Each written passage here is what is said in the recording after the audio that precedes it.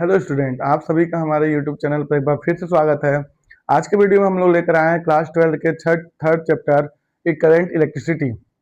इस चैप्टर में हमें कई सारे टॉपिक्स को अलग अलग तरीके से पढ़ना है। हम लोग इस चैप्टर को क्लास 10th में पढ़े हैं, लेकिन उसमें थोड़े से स्मॉल में पढ़े थे। लेकिन अब हम इसे थोड़ा सा एक्सपेंसिव में पढ़ेंगे और इसमें हम लेक्चर वाइज वीडियो बनाएंगे, जिसमें कि ये बहुत ज़्यादा लेंदी भी ना हो और आपको पढ़ने में बोरिंग भी ना हो। तो आइए, ये लेक्चर 1 में हम लोग पहला टॉपिक है करंट इलेक्ट्रिसिटी। पहले ये बात करते हैं करंट इलेक्ट्रिसिटी होता क्या है। हम लोग 2 चैप्टर ऑलरेडी पढ़ चुके हैं, जिसमें हम लोग इलेक्ट्रोस्टैटिक्स और इलेक्ट्रोस्टैटिक्स पोटेंशियल के बारे में पढ़े थे। तो इस दोनों चैप्टर में हम लोग चार्ज के बारे में पढ़े थे और सब कुछ चार्ज से ही लेकर है, क्योंकि करंट जो होता है वो चार्ज से ही रिलेट करता है। तो इस चैप्टर में जो टॉपिक है पहला, करंट इलेक्ट्रिसिटी, और चैप्टर का नाम भी यही है, करंट इलेक्ट्रिसिटी। तो करंट इलेक्ट्रिसिटी में क्या है कि किसे कहेंगे करंट इलेक्ट्रिसिटी, उस पर बात करते हैं। तो करंट इलेक्ट्रिसिटी जो होता है, ये स्टडी अबाउट चार्ज होता है। Study about study about charge, ठीक है ना। हम लोग क्या किए थे कि इलेक्ट्रोस्टैटिक्स और इलेक्ट्रोपोटेंशियल में भी चार्ज के बारे में ही स्टडी किए थे, लेकिन वो चार्ज किस में था, रेस्ट में था। लेकिन अब हम लोग पढ़ेंगे study about the charge is in the motion, ठीक है, इज इन द मोशन। मतलब एक हम चार्ज के बारे में पढ़ेंगे जो किसमें होगा, मोशन में होगा, ठीक ना। तो वो सारे चार्ज होंगे, जितने भी चार्ज होंगे जो कि मोशन में होगा, हम लोग इसमें पढ़ेंगे। तो आइए देखते हैं कि सबसे पहले इसमें क्या आता है। तो सबसे पहले आ गया करंट इलेक्ट्रिसिटी। तो करंट इलेक्ट्रिसिटी का डेफिनेशन क्या होगा, study about the charge is in the motion. मतलब फिजिक्स के वो ब्रांच जिसमें हम लोग चार्ज को मोशन के फॉर्म में पढ़ते हैं, उसे क्या बोलते हैं, करंट इलेक्ट्रिसिटी। चार्ज क्या होता है ये मैंने बता दिया है, चार्ज के कुछ प्रॉपर्टीज बता दिया है, एवरीथिंग। मतलब चार्ज के बारे में जितनी भी चीजें हैं वो हम लोग पिछले वीडियो में डिस्कस कर चुके हैं। इस वीडियो में केवल हम लोग इलेक्ट्रिक करंट और इलेक्ट्रिसिटी के बारे में पढ़ेंगे। तो ये हो गया हमारा पहला, करंट इलेक्ट्रिसिटी। तो इसमें एक चीज और है, करंट। करंट किसे कहेंगे, तो करंट जो होता है ये हमारा चार्ज से मिलकर ही बना होता है। चार्ज से मिलकर क्या बना होता है, तो इसका डेफिनेशन होता है the rate of change of the rate of change of charge, ठीक है। The rate of change of charge is called the electric current, ठीक है, is called the electric current. मतलब कि जो चार्ज है, ठीक है ना, जो चार्ज है वो क्या होगा कि अपना जो भी पोजीशन है वो टाइम के रिस्पेक्ट में चेंज करेगा, तो उसको हम क्या बोलेंगे, करंट बोलेंगे। किसमें होगा ये, एक किसी कंडक्टर में, ठीक है ना, होगा, जैसे सर्किट डायग्राम में होगा, इसी दोनों चीज में हो सकता है, ठीक ना। यहाँ पे ये जो चार्ज है, ये चार्ज को हम लोग या तो फ्री इलेक्ट्रॉन के नाम से भी बोल सकते हैं, क्योंकि जब हम क्या करेंगे, एटम्स के एनर्जी को बढ़ाएंगे, तो एटम्स के एनर्जी को बढ़ाने पर वो धीरे धीरे उसके चार्ज को भी बढ़ाएगा। तो चार्ज को जब बढ़ाएगा तो वो क्या हो जाएगा कि अपना जो ऑर्बिट होगा, सेल होगा, उसे जंप करके बाहर निकल जाएगा, तो उसका नाम फ्री इलेक्ट्रॉन पड़ जाता है। क्लास 10 में सब पढ़ाया गया होगा फ्री इलेक्ट्रॉन के बारे में। तो जो फ्री इलेक्ट्रॉन अगर अपना पोजिशन चेंज करे टाइम के रिस्पेक्ट में, तो उसे हम क्या कहते हैं, करंट कहते हैं। तो इसका फॉर्मूला हो जाता है I is equal to Q by T हो जाता है। ये हो जाएगा इसका क्या, फॉर्मूला, ठीक है ना। यहाँ पे चार्ज है Q और T है टाइम, तो ये हो जाएगा इसका फॉर्मूला। एक फॉर्मूला हम लोग क्वांटाइजेशन ऑफ चार्ज में और पढ़े हैं, Q is equal to N E, पढ़े हैं ये। तो Q की जगह पर हम एन ई यूज कर दें, तो I is equal to N E upon T. एक फॉर्मूला हमें और मिल जाएगा, ठीक ना, एक फॉर्मूला हमें और मिल जाएगा, Q is equal to N. इसे बोलते हैं क्या, क्वांटाइजेशन ऑफ चार्ज। इसे हम लोग पहले चैप्टर में पढ़ चुके हैं। तो ये हो गया हमारा इस तरीके से। थोड़ा से और इस पे आते हैं। अगर बात करें इसके यूनिट के बारे में, तो इसका यूनिट यहीं से हम लोग निकाल सकते हैं। चार्ज का यूनिट होता है कोलम, चार्ज का यूनिट होता है कोलम, और टाइम का होता है सेकेंड। तो कोलम पर सेकेंड को ही हम लोग क्या नाम दे देते हैं, एम्पियर नाम दे देते हैं, ठीक ना, एम्पियर। और एम्पियर में जो ए होगा वो क्या होगा, कैपिटल होगा, क्योंकि एम्पियर एक साइंटिस्ट है। अभी इसी में हम लोग एम्पियर सर्कुलर लॉ भी पढ़ेंगे, तो उसमें दिखाएंगे कि कैसे वो एम्पियर जो होता है मैग्नेटिक में है, वो कैसे एम्पियर उसको डिराइव किया है करंट को, ठीक ना। तो ये आई इज इक्वल टू, ये हो जाएगा इसका S I unit, S I unit हो जाएगा, क्लियर है। तो इस ये और दूसरी बात ये कि ये जो इलेक्ट्रिक करंट ये कैसा यूनिट होता है, तो इस ये जो होता है ये स्केलर क्वांटिटी होता है। मतलब कैसा क्वांटिटी पूछेगा तो ये स्केलर क्वांटिटी होता है। क्यों स्केलर क्वांटिटी होता है? क्योंकि क्लास 11th में पढ़ाया गया होगा कि एक वेक्टर क्वांटिटी होता है। क्लास 11th में आपको 3 क्वांटिटी के बारे में पढ़ाया गया होगा। एक पढ़ाया गया होगा वेक्टर क्वांटिटी, दूसरा पढ़ाया गया होगा स्केलर क्वांटिटी एंड तीसरा पढ़ाया गया होगा आपको टेंसर क्वांटिटी। ठीक ना, ये 3 क्वांटिटी के बारे में आपको पढ़ाया गया है। तो वेक्टर, स्केलर और टेंसर, इन तीनों को जब आप पढ़ोगे तो वेक्टर क्या होता है? The quantity which have magnitude as well as direction. मतलब एक ऐसा क्वांटिटी जिसके पास मैग्नीट्यूड भी हो और डायरेक्शन भी हो, तो उसे हम क्या बोलेंगे? वेक्टर बोलेंगे। और स्केलर किसे बोलेंगे?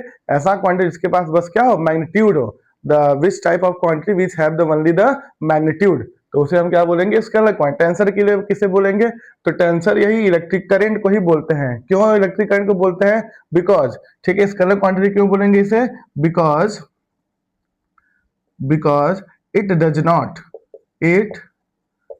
Not follow the vector addition law.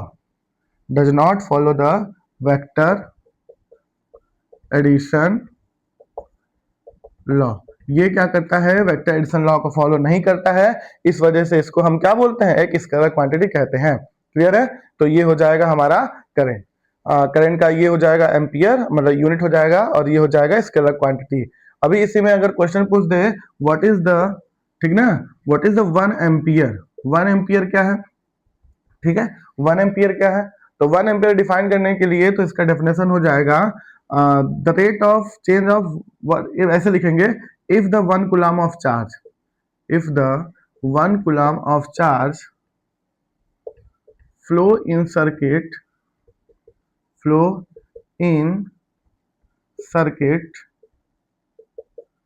1 second, ठीक है, इन 1 सेकेंड।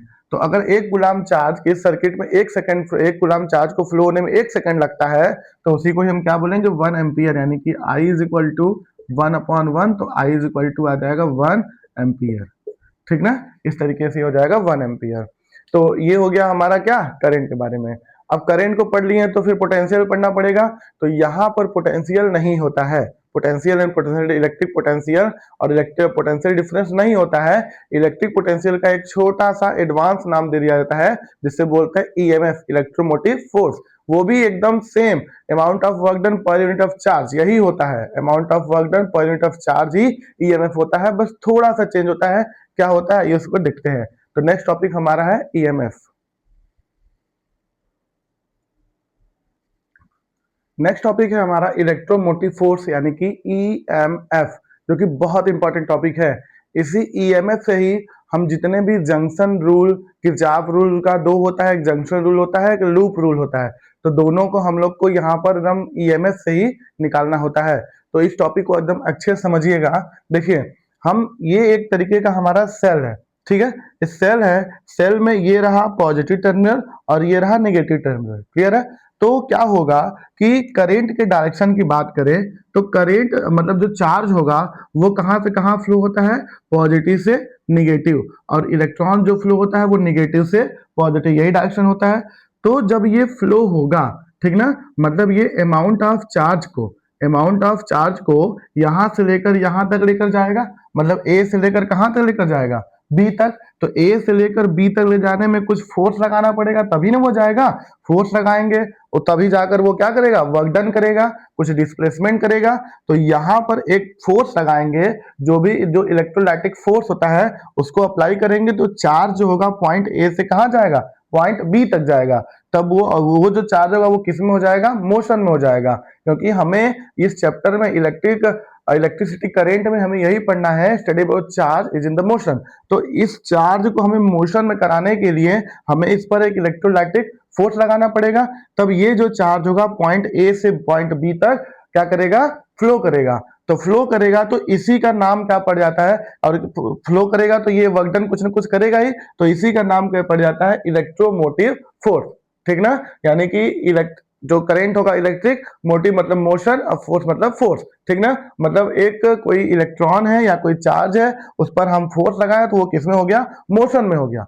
तो यही चीज है, इसी को हम लोग क्या बोलते हैं, ईएमएफ कहते हैं। ये ईएमएफ कुछ और नहीं है, ये ईएमएफ हमारा वोल्टेज ही है, जो हम लोग वोल्टेज पढ़ चुके हैं, V is equal to W upon Q, यही होता है पोटेंशियल डिफरेंस या इलेक्ट्रिक पोटेंशियल, यही होता है। बस यहाँ पर ये जो चार्ज था, ये चार्ज रेस्ट में था, और यहाँ पर ये चार्ज मोशन में है, तो इसी वजह से इसका नाम क्या पड़ जाएगा, ईएमएफ, यानी कि इलेक्ट्रोमोटिव फोर्स। डेफिनेशन देखिए सेम है, क्या है, the EMF of a source may be defined as, ठीक है ना। किसी सोर्स का जो ईएमएफ होगा वो क्या होगा, वर्क डन, देखिए आया ना, वर्क डन, वर्क डन आया, work done by a source in taking a unit positive charge, देखिए ये भी आ गया, unit positive charge, unit positive charge from lower to the higher potential. ये तो उसका यही है कि उसमें क्या होता था कि पोटेंशियल वाले में जब इलेक्ट्रिक पोटेंशियल हम लोग सॉल्व किए थे तो वहां पर हायर टू लोअर फ्लो किया था, लेकिन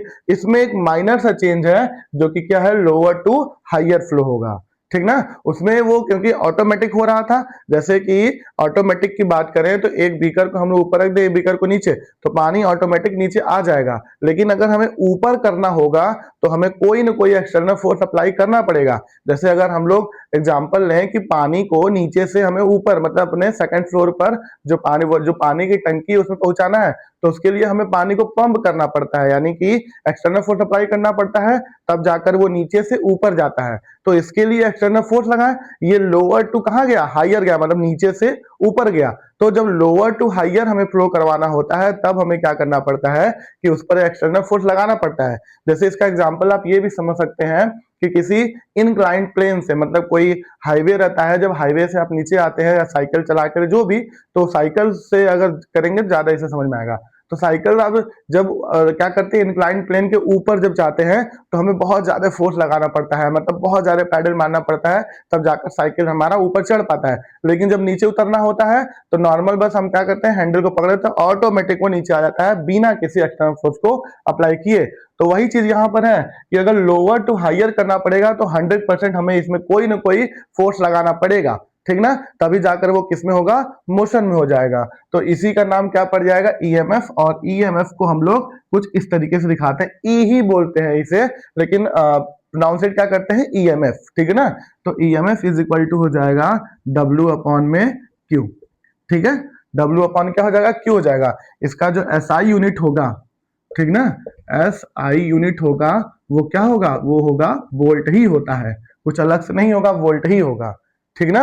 एक चीज और समझो, अगर यहाँ पर फोर्स लगाए, मान लेते हैं कि फोर्स लगाए एफ, ठीक ना, और डिस्प्लेसमेंट हुआ स्मॉल डी, ये डिस्प्लेसमेंट हुआ, तो अगर वर्क डन को हम लोग थोड़ा सा डिजाइन करें तो फोर्स इनटू होता है डिस्प्लेसमेंट, तो यहाँ पर ईएमएफ जो होगा वो हो जाएगा एफ डी अपॉन में क्यू, ये भी हो सकता है ना, ये भी हो सकता है ना, एफ डी अपॉन में क्यू, क्योंकि यहाँ पर हमें फोर्स लगाकर उसे डिस्प्लेस कर रहे हैं, तभी जाकर वो लोअर टू हायर, ठीक ना, लोअर से हायर क्या करेगा, फ्लो करेगा। जब तक हम एक्सटर्नल फोर्स नहीं लगाएंगे तब तक वो फ्लो करेगा ही नहीं, लेकिन हायर टू लोअर करना होगा तो कुछ नहीं, उसे छोड़ दीजिए, वो ऑटोमेटिक वो क्या होने लगता है, फ्लो होने लगता है। क्लियर हुआ ईएमएफ। तो ये आपका ईएमएफ रहा, डेफिनेशन क्या हो जाएगा, the EMF of a source may be defined as the work done by the source in taking a unit positive charge from lower to higher potential. Formula हो जाएगा E is equal to W upon Q, और unit हो जाएगा volt हो जाएगा, ठीक है ना। तो ये हो जाएगा ईएमएफ। अब इसी ईएमएफ से बाद मतलब पोटेंशियल पढ़ ली हम लोग, पोटेंशियल पढ़े in the form of EMF, is in the charge is in the motion, इसमें चार्ज मोशन में होगा, लेकिन पोटेंशियल में चार्ज मोशन में नहीं होता है, ठीक ना। तो इसके बाद नेक्स्ट टॉपिक है ओम्स लॉ, आइए वो भी बहुत इंपॉर्टेंट है ओम्स लॉ। तो नेक्स्ट टॉपिक है हमारा ओम्स लॉ, जो कि बहुत इंपॉर्टेंट है। ओम्स लॉ देखिए क्या कहते हैं कि एक कोई कंडक्टर है, मान लीजिए कोई कंडक्टर है, इस कंडक्टर का जो टेम्परेचर और फिजिकल कुछ भी होगा, फिजिकल कंडीशन जो भी है, उसको कांस्टेंट रखना है। क्यों कांस्टेंट रखते हैं उसको लिमिटेशन में एक्सप्लेन करूंगा क्यों कांस्टेंट रखते हैं। चलिए यहीं पे देख लेते हैं। जैसे अगर हम मान लेते हैं करंट को फ्लो करवाएं, इस कंडक्टर में करंट को फ्लो करवाएं, तो अगर करंट ज्यादा हो जाएगा तो ये कंडक्टर की जो क्या बोलते हैं उसे, मेल्टिंग पॉइंट है, अगर वो कम हुआ तो ये तुरंत जो कंडक्टर होगा ब्रेक डाउन हो जाएगा। तो इसीलिए ये बोले हैं कि जो ओम्स लॉ है, मतलब जो इसका फिजिकल कंडीशन है, वो क्या होना चाहिए, एक कांस्टेंट होना चाहिए। तो कांस्टेंट रखकर जब इसमें हम करंट फ्लो करवाएंगे तो करंट फ्लो करवाने से इसके दूसरे एंड पर पोटेंशियल प्रोड्यूस होगा। तो जैसे जैसे करंट फ्लो होता रहेगा वैसे वैसे पोटेंशियल प्रोड्यूस होता रहेगा।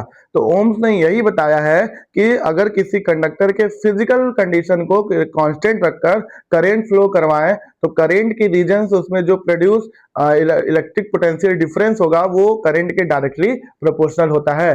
तो यही इनका डेफिनेशन हो जाएगा V प्रोपोर्शनल टू I। ठीक है, ये प्रोपोर्शनलिटी साइन हटाएंगे तो एक कांस्टेंट आता है V is equal to I R. ठीक ना, तो यहां पर ये जो होगा यही हो जाएगा क्या, ओम्स का रूल हो जाएगा। डेफिनेशन क्या हो जाएगा पढ़ लीजिए, ये हो जाएगा the current flowing through a conductor. जब हम करेंट को कंडक्टर के थ्रू फ्लो कराते हैं इज द डायरेक्टली प्रोपोर्शनल, ये रहा directly proportional to the potential difference यानी V applied across its end, जो कंडक्टर के एंड पर अप्लाई होगा उससे क्या डायरेक्टली प्रोपोर्शनल होगा, provided the temperature and the other physical condition remain unchanged. तो इनको हमें क्या करना है, अनचेंज यानी कि फिक्स रखना है, कांस्टेंट रखना है, तब जाकर करंट को फ्लो कराना है, तब जाकर हमें फॉर्मूला मिलेगा V is equal to I R. तो यहाँ पर इसको अगर थोड़ा सा हम रीअरेंज करें तो R इज इक्वल टू हमें मिल जाएगा V अपॉन में I, ये मिल जाएगा R is equal to V upon में I। तो यहाँ पर R है क्या, R इज द रेजिस्टेंस। ठीक है, R इज द रेजिस्टेंस और इसका यूनिट क्या होता है, ओम होता है, ओम का सिंबल ये। ठीक ना, ये होगा ओम का सिंबल, यानी जो रेजिस्टेंस होता है इसका यूनिट क्या होता है, ओम होता है। क्लियर हुआ। तो रेजिस्टेंस क्या होगा, तो रेजिस्टेंस जो होगा एक किसी भी कंडक्टर का एक प्रॉपर्टी होता है। ठीक ना, ये रेजिस्टेंस जो होता है किसी भी कंडक्टर का एक प्रॉपर्टी होता है जो कि करंट को अपोज करने काम करता है।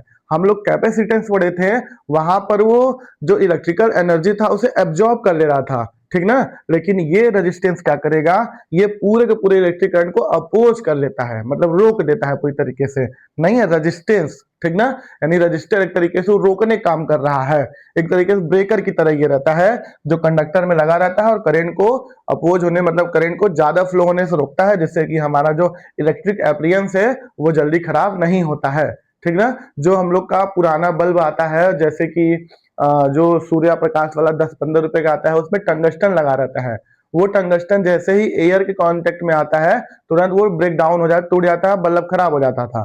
तो इसी वजह से उसका एक नया बनाया गया जिसे एलईडी बोला गया, लाइट इमिटिंग डायोड, एलईडी जो हम लोग अब यूज करते हैं। ठीक ना, वो एलईडी में इस रेजिस्टेंस को लगाया गया है। इस रेजिस्टेंस जैसे ही वो फ्यूज, मतलब रेजिस्टेंस जैसे ही करंट ज्यादा होता है कम होता है, ये रेजिस्टेंस ही खराब होता है, पूरी एलईडी खराब नहीं होती है।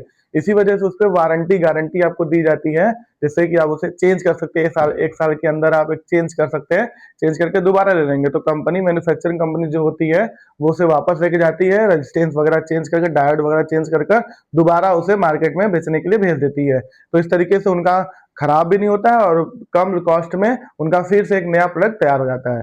तो ये रेजिस्टेंस बहुत ही अच्छा चीज है, ये रेजिस्टेंस को हम लोग बहुत जगह यूज करेंगे। रेजिस्टेंस का जो सिंबल होता है ये कुछ इस तरीके से होता है, ये एक सिंबॉलिक होता है रेजिस्टेंस का। क्लियर है ना, क्लास 10 में आप कई सारे सिंबल्स पढ़े होंगे, तो ये एक रेजिस्टेंस का सिंबल है। क्लियर है, तो ये हो जाएगा resistance to oppose the electric current in the conductor.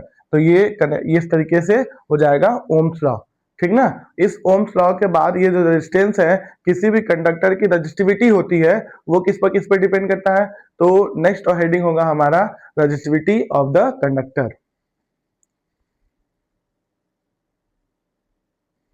तो नेक्स्ट टॉपिक है हमारा फैक्टर अफेक्टिंग ऑफ रेजिस्टेंस, यानी कि रजिस्टिविटी। फैक्टर अफेक्टिंग मतलब जो रेजिस्टेंस को फैक्टर अफेक्ट करते हैं उन्हीं को ही हम नाम दे देते हैं रजिस्टिविटी। देखिए क्या क्या अफेक्ट करते हैं, तो मान लें कि एक हमारे पास कोई एक कंडक्टर है। ठीक है, मान लें ऐसा कंडक्टर है, इस कंडक्टर का लेंथ जो है वो L है और क्रॉस सेक्शनल एरिया जो है वो A है। ठीक ना, और इसमें जो रेजिस्टेंस लगा है ये किस किस बात पर डिपेंड करेगा, इसी को बोलेंगे क्या, फैक्टर अफेक्टिंग ऑफ रेजिस्टेंस यानी कि रेजिस्टिविटी। तो सबसे पहले जो रेजिस्टेंस होगा, ठीक ना, जो रेजिस्टेंस होता है ये जो लेंथ होगा, ठीक है, इस लेंथ के डायरेक्टली प्रोपोर्शनल होगा। कहने का मतलब ये है कि अगर हम इस कंडक्टर का लेंथ बढ़ाते जाएंगे तो इसका रेजिस्टेंस भी क्या होता जाएगा, बढ़ता जाएगा। ठीक है, दूसरा ये जो क्रॉस सेक्शनल एरिया है इसके ये इनवर्सली प्रोपोर्शनल होता है। यही दो इफेक्ट है, एक लेंथ पर और एक क्रॉस सेक्शनल एरिया पर। तो अगर इसका एरिया बढ़ाएंगे तो रेजिस्टेंस घटेगा और रेजिस्टेंस बढ़ाएंगे तो एरिया घटेगा, ठीक ना। तो इस तरीके से ये हो जाएगा क्वेश्चन नंबर 1 और ये हो जाएगा क्वेश्चन नंबर 2। इन दोनों को जब कंपेयर करेंगे तो हमें मिलेगा R proportional to L by A. ये प्रोपोर्शनल साइन हटाएंगे तो हमें मिलेगा एक कांस्टेंट, मान लेते हैं वो रो है और अपॉन में A। तो यहाँ पर ये जो रो है, ठीक है ना, ये जो रो है इसी को बोलते हैं क्या, resistivity of the conductor, resistivity, ठीक ना। रजिस्टिविटी क्या, कांस्टेंट। ये हर मटेरियल का अपना अलग अलग होता है। इसको अगर हम लोग निकालें तो rho is equal to R A by L मिल जाएगा। यूनिट क्या हो जाएगा, तो रो इज इक्वल टू इसका होता है ओम, एरिया होता है मीटर स्क्वायर और लेंथ का होता है मीटर। तो मीटर से मीटर कैंसिल, तो rho is equal to ohm metre इसका यूनिट होता है। मतलब जो रेजिस्टिविटी ऑफ द कंडक्टर है ये होता है ओम मीटर, इसका यूनिट होता है। तो किस किस बात पर ये डिपेंड किया, पहला लेंथ पर किया, दूसरा एरिया पर। लेंथ के डायरेक्टली प्रोपोर्शनल, एरिया के इनडायरेक्टली प्रोपोर्शनल। तो ये हमें मिला रो जो कि होता है इसका यूनिट ओम और मीटर, ठीक है ना। तो ये हो जाएगा resistivity, factor affecting of the resistance and resistivity. Next topic है इसका कॉम्बिनेशन ऑफ रेजिस्टेंस, जो कि हमें यहाँ से कई सारे न्यूमेरिकल्स को सॉल्व करने, क्लास 10th में इसको आप पढ़े होंगे। जैसे हम लोग पढ़े थे अभी कॉम्बिनेशन ऑफ कैपेसिटेंस, उसी तरीके से पढ़ेंगे अब कॉम्बिनेशन ऑफ रेजिस्टेंस। फिर उसके बाद इसके आगे बढ़ेंगे तो उसमें भी है कॉम्बिनेशन ऑफ सेल्स। जब हम लोग सेल को पढ़ेंगे तो उसमें भी ये चीजें हैं। तो आइए एक एक करके देखते हैं कि रेजिस्टेंस को दो तरीके से हम लोग कंबाइन कर सकते हैं। एक कर सकते हैं सीरीज तरीके से, एक होता है पैरेलल। तो सीरीज में करेंगे तो उसका इक्विवेलेंट कितना आएगा, पैरेलल में करेंगे तो उसका इक्विवेलेंट कितना आएगा, इसको एक एक करके देख लेते हैं। तो इसमें पहला कॉम्बिनेशन ऑफ रेजिस्टेंस है। कॉम्बिनेशन ऑफ रेजिस्टेंस में पहला कॉम्बिनेशन है सीरीज कॉम्बिनेशन। तो इसमें हम तीन रेजिस्टेंस कंसीडर किए हैं, R1, R2 और R3। इन तीनों को एक के बाद कनेक्ट किए हुए हैं और इसको एक पोटेंशियल दिए हैं V, ठीक ना। तो देखते हैं कि इसका इक्विवेलेंट क्या होगा जब इसको हम सीरीज में कनेक्ट किए हैं। तो कैसे पहचानेंगे, पहले उस पर देखते हैं।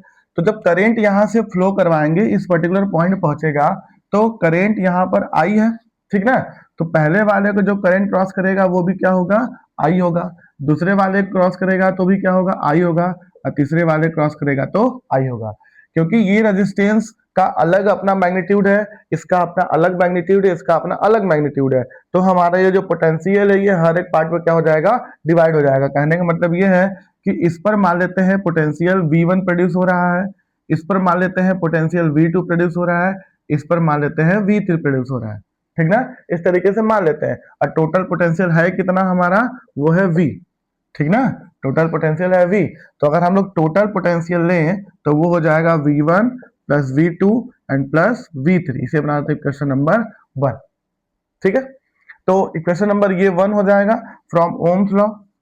From Ohm's law, Ohm's law क्या कहते हैं, तो यही होता है ना V is equal to I R. इसे बना क्वेश्चन नंबर 2, ठीक ना। ओम यही कहते हैं V is equal to I R. तो अगर ये V is equal to I R है तो हम पहले वाले के लिए लिखें, ये पहला वाला, तो पहले वाले के लिए करंट I है, जो पोटेंशियल है वो V1 है और ये क्या है, R1 है। तो पहले वाले के लिए अगर लिखेंगे तो ये हो जाएगा V1 is equal to I R1 हो जाएगा ना। ये हो जाएगा क्वेश्चन नंबर कितना, थर्ड हो जाएगा। इसी तरीके से अगर हम लोग दूसरे वाले के लिए लिखें तो दूसरे वाले की रेजिस्टेंस कितना है, R2, पोटेंशियल है V2 और करंट है I। तो हमें मिल जाएगा ये क्या, V2 is equal to I R2 मिल जाएगा। ये हो जाएगा क्वेश्चन नंबर 4, क्लियर है। इसी तरीके से तीसरे वाले के लिए अगर हम लोग लिखेंगे ओम्स लॉ के अकॉर्डिंग, तो ओम्स लॉ के अकॉर्डिंग पोटेंशियल है V3, करंट I है और रेजिस्टेंस है R3। हो जाएगा क्वेश्चन नंबर 5, ठीक ना। अब हम क्या करेंगे, क्वेश्चन 3, 4 एंड 5 को ऐड करेंगे, ठीक ना। On adding equation 3, 4 and 5 we get क्या मिल जाएगा हमें मिल जाएगा V1 plus V2 plus V3। इस साइड वाला इस साइड हो जाएगा, दूसरे side I R1 plus I R2 और प्लस आई R3, ठीक है। इसमें से I कॉमन निकाल लेते हैं, V1 plus V2 plus V3 is equal to I common निकाल लेंगे तो बचेगा R1 प्लस R2 और प्लस R3। कितना बच जाएगा फ्रॉम इक्वेशन 1, ठीक ना, फ्रॉम इक्वेशन 1। इक्वेशन 1 में क्या है, v is equal to V1 plus V2 plus V3, तो हम इक्वेशन 1 में इनके जगह पे इसको यूज कर दें तो यूज कर देते हैं, तो ये हो जाएगा v is equal to I bracket of R1 plus R2 and plus R3।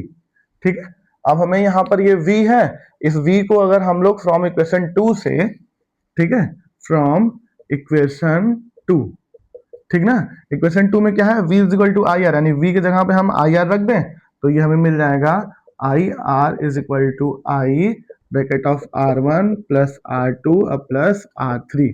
तो आई से आई कैंसिल आउट, तो I is equal to sorry R is equal to R1 plus R2 plus R3। तो जब हम तीन resistance को series में connect करेंगे तो उसका इक्विवेलेंट कितना आएगा, इतना आएगा। फॉर एन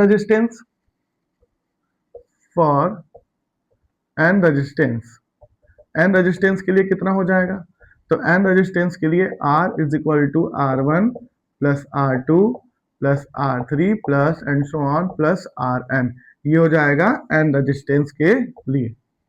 ठीक ना, इस तरीके से हम ये फाइंड आउट कर सकते हैं कि जब हम तीन रेजिस्टेंस को या तीन से ज्यादा एन नंबर के रेजिस्टेंस को अगर हम सीरीज में कनेक्ट करेंगे तो उसका इक्विवेलेंट एक तरीके से एक अलजेब्रिक सम होता है। ठीक ना, तो इसी में एक नोट करके आप लिख दीजिएगा, नोट करके, जो कि आपको फाइंड आउट करने में इजी होगा कि कौन सा सीरीज कॉम्बिनेशन है और कौन सा पैरेलल कॉम्बिनेशन है।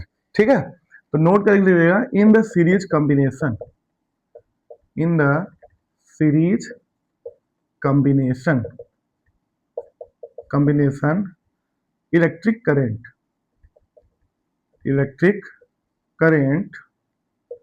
can't be divided, do not divided in any resistance, ठीक है ना। तो नोट करके ये याद रखिएगा कि सीरीज कॉम्बिनेशन में जो करंट है वो कहीं भी डिवाइड नहीं होता है। डिवाइड मतलब कि बटना, जैसे I1 I2 I3 I4 ऐसे कहीं भी नहीं बट रहा है, बस इसमें क्या बट रहा है, पोटेंशियल डिफरेंस। तो इस तरीके से सीरीज कॉम्बिनेशन को पहचानने का ये तरीका होता है कि कहीं भी करंट डिवाइड नहीं होना चाहिए, यानी कि बटना नहीं चाहिए उसे, ठीक ना, मल्टीपल पार्ट में। तो ये हो जाएगा सीरीज कॉम्बिनेशन के लिए इक्विवेलेंट रेजिस्टेंस। इसी तरीके से पैरेलल के लिए है, उसको भी देख लेते हैं। तो देख लेते हैं पैरेलल कॉम्बिनेशन के लिए तीन resistance R1 R2 R3 consider कर लिए हैं और इन तीनों को एक दूसरे के पैरेलल रखे हैं। ठीक ना, ये पैरेलल रखे हुए हैं, तो पैरेलल कॉम्बिनेशन रखने पर इसका इक्विवेलेंट कितना होगा हमें इसमें फाइंड आउट करना है। तो इसमें अगर हम लोग करंट को फ्लो करवाएं तो करंट इस पर्टिकुलर पॉइंट पर आने के बाद ये तीनों में एक साथ करंट जाना चाहिए। ऐसा तो नहीं है ना कि बस केवल सीधे निकल जाएगा, ऐसा तो होना नहीं चाहिए। तो करंट यहाँ पर डिवाइड हो जाएगा। मान लेते हैं कि इसमें करंट I1 गया, इसमें करंट I2 गया और इसमें करंट I3 गया, यही ना, मान लेते हैं। तो इस वाले कौन सा क्रॉस कर रहा है, इस वाले क्रॉस कर रहा है I1, इसको क्रॉस कर रहा है I2, इसको क्रॉस कर रहा है I3। जब यहां से ओवरऑल निकलेगा तो फिर I निकल जाएगा, तो वो हो जाएगा कितना, I1 प्लस I2 और प्लस I3, ये हो जाएगा। लेकिन तीनों का पोटेंशियल क्या होगा, सेम होगा, क्योंकि तीनों एक ही लाइन में है, मतलब एक सीधे पैरेलल में है, तो पोटेंशियल सेम हो जाएगा। तो अगर हम टोटल करंट लें तो I इज इक्वल टू मिल जाएगा हमें I1 plus I2 and plus I3 मिल जाएगा। इसे बना दे क्वेश्चन नंबर फर्स्ट। ठीक ना, अगर हम ओम्स लॉ ले लें, फ्रॉम ओम्स लॉ, क्योंकि ओम्स से हमें इसे लाना है, from Ohm's law V is equal to I R. I को हम एक साइड करते हैं तो आई का वैल्यू निकाल लें तो हमें मिल जाएगा क्या, V बाई आर मिल जाएगा। इसे बना लेते हैं क्वेश्चन नंबर 2। ठीक ना, I is equal to V by R. तो इसी तरीके से पहले वाले के लिए अगर हम ओम्स लॉ अप्लाई करें, जैसे कि ये किए हैं, पहले वाले के लिए अप्लाई करें तो पहले वाले के लिए करंट कितना है, I1 है और इसका पोटेंशियल सेम है, रेजिस्टेंस R1 है। ये हो जाएगा क्वेश्चन नंबर 3 हो जाएगा।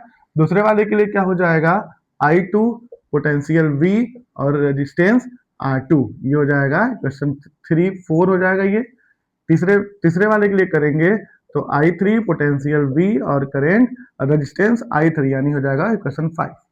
ठीक ना। तो पहले दूसरे तीसरे के लिए ओम्स लॉ के अकॉर्डिंग लिख दिए, जैसे इसको लिखे हैं वैसे पहले दूसरे तीसरे रेजिस्टेंस के लिए लिख दिए। तो लिखने पर हम क्या करेंगे कि ऑन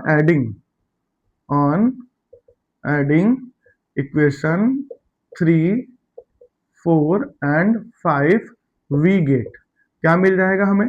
तो एक साइड वाला एक साइड, दूसरे साइड ऐड हो जाएगा, तो हमें मिल जाएगा I1 plus I2 plus I3 is equal to V upon R1 plus V upon R2 plus V upon R3, इतना मिल जाएगा।